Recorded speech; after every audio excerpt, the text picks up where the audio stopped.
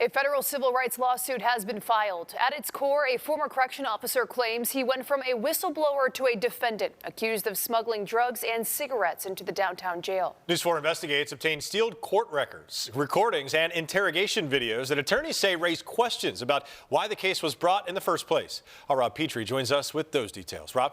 Yeah, that's absolutely right, Dave and Jordan. A case brought against former Erie County Correctional Officer Nico Carter hinged on the word of a paid jail informant with 49 convictions. Now, police searched his home, they searched his phone, his vehicle, and even his bank records. And his attorneys say they found nothing. But yet he was still arrested and fired. And while the case was eventually dismissed, Nico and his attorneys say his life has not been the same since. News 4 Investigates is now digging deeper into how this case fell apart and why Nico's now fighting back with a federal civil rights lawsuit.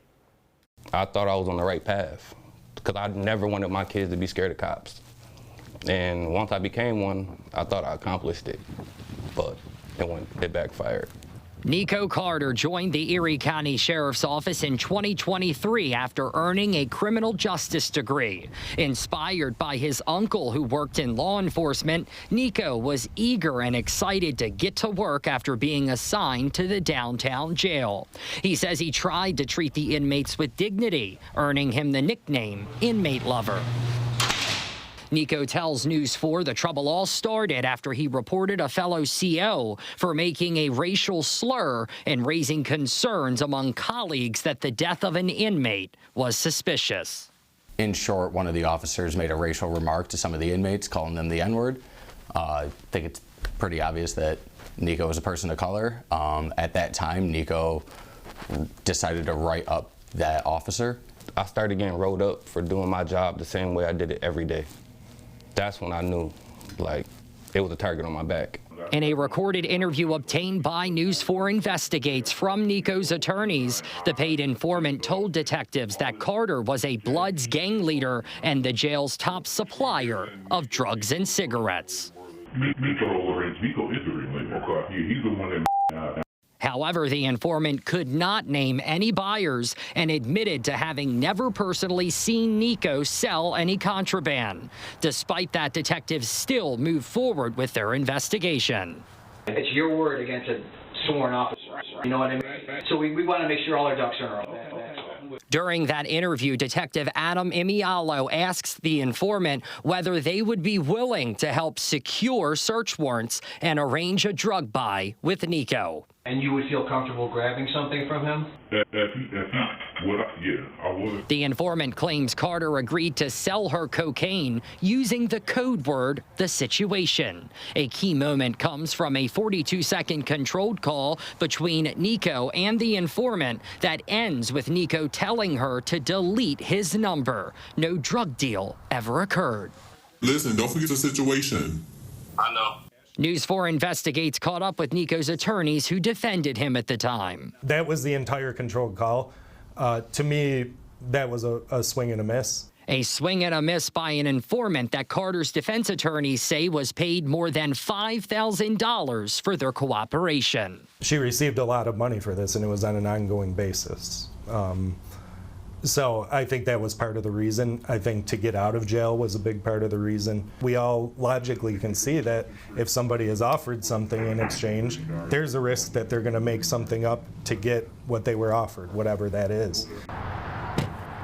On October 2nd, 2023, just days after that controlled call, Nico was pulled over, handcuffed, and interrogated, during which he voluntarily gave up his phone and agreed to take a polygraph test. One of the detectives, DJ Granville, the now former Erie County Chief of Narcotics who was embroiled in controversy after crashing his county-owned pickup truck into several vehicles 2 years ago, was there and led that interrogation.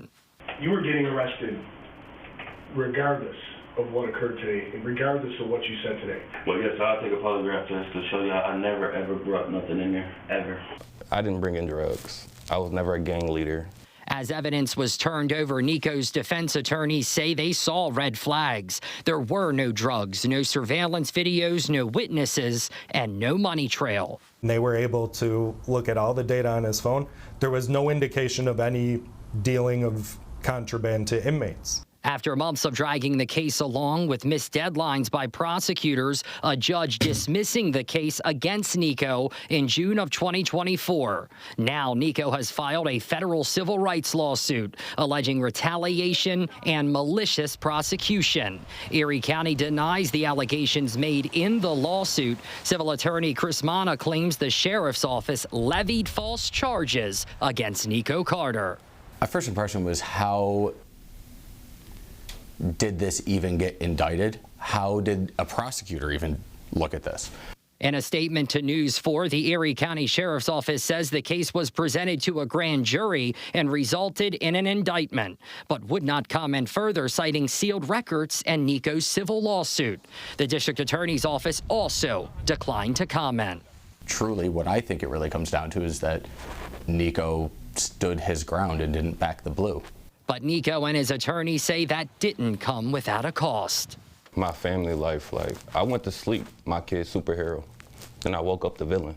Yeah, charged me for something that I never did, and like, we in a world now where technology is everything, social media, and technically speaking, like, yeah, I tore my life apart. It's a lot of stuff that's just never gonna be the same. Now, Nico's lawsuit remains active. We will, of course, continue to follow the case. Until then, reporting here live in studio, Rob Petrie, News 4.